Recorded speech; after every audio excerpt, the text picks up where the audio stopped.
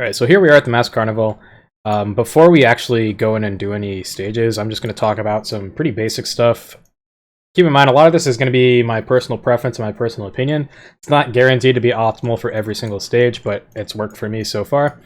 So these are the spells that I take for basically every single stage, no matter what.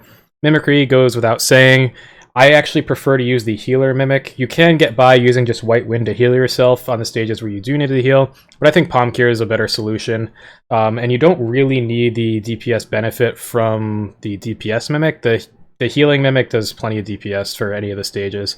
And the tank mimic, well, it doesn't really make sense to take the tank mimic. There's almost no benefit to that. Then we'll go to primals. I take all the primals that I can. So J-Kick or Quasar, Serpanaka, Glass Dance, or Veil of the Whirl, but Veil of the Whirl is a pretty awful spell, so we're not going to take that.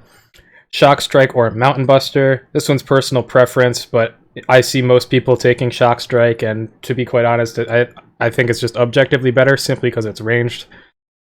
And then there's Eruption or Feather Rain.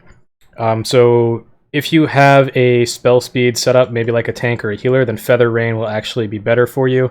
I think the breakpoint is around 900 spell speed, but as long as you're stacking spell speed, that's going to be your choice. Otherwise, Eruption is better. Then we have Magic Hammer, not technically a primal spell, but it sort of fits in with our primal spell rotation. Does 250 potency instead of the standard 220 for most of our spammable spells. And the Devour, which is a 250 potency spell. We also have Diamondback. This is used in a few stages to avoid some of the sort of instant death type mechanics. We'll see those in the future. And then our Bristle and Song of Torment combo, which is our highest potency combo. I also take Flying Sardine. In a lot of stages, you have to interrupt abilities. I usually end up forgetting to take it in the first place, and that's what kills me, so I just keep it on here all the time. The remainder here can be basically any spells that you need to actually kill a thing. So for a lot of the stages, there's actually sort of a puzzle type component here. So we'll see in the future, where is it? Blobs in the Woods, for example. This guy, these will blow up when you kill them, and they apply a slow that's practically a root. So you'll use something like Loom, for example, to get out of that. There's some where you might need to take Exuviation to remove a debuff from yourself, or Eerie Soundwave to remove a a buff from the enemy.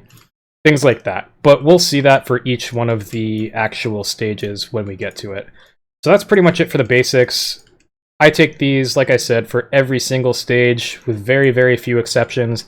The remaining 11 spells here is plenty to get by for everything.